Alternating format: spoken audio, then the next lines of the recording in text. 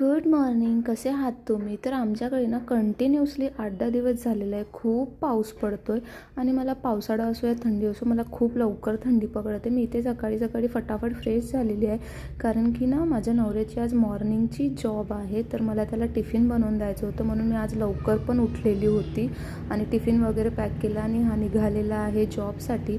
मग आमच्या घरी खूप मोठी गोष्ट झाली. आमच्या घरी साप निघाला पुन्हा एकदा आणि माझ्या सासून ते प्लास्टिकमध्ये इझिली पकडला हे बघून मी खूप शॉक होती, खूप शॉक. आणि माझी रिॲक्शन पण खूप भारी होते. मग मी इथे झालेली आहे रेडी, कारण की माझा भाऊ येणार आहे मला घ्यायसाठी. उद्या आहे आकाडी आणि पहिली आकाडी आईकडेच होत असते, तर तो मला घ्यायला आलेला आहे. मी खूप जास्त हॅपी होती. खूप दिवसांनी मी माझ्या आईकडे जात आहे म्हणून. आणि घरी पोहोचताच आईने खूप जास्त लाड केला आहे माझा. मग आईने विचारलं तू काय खाशील? मी म्हटलं तू फटाफट मला मॅगी बनवून दे. आणि हे असते माहेर, जे आपल्या हातात सगळं मिळत असते. मग मी इथे गेल्यानंतर माझा भाऊ जात आहे बाहेर फिरायला टूरसाठी.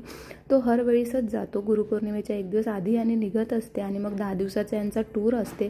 तर मी त्याला खूप सारे ब्लेसिंग दिले आणि हॅपी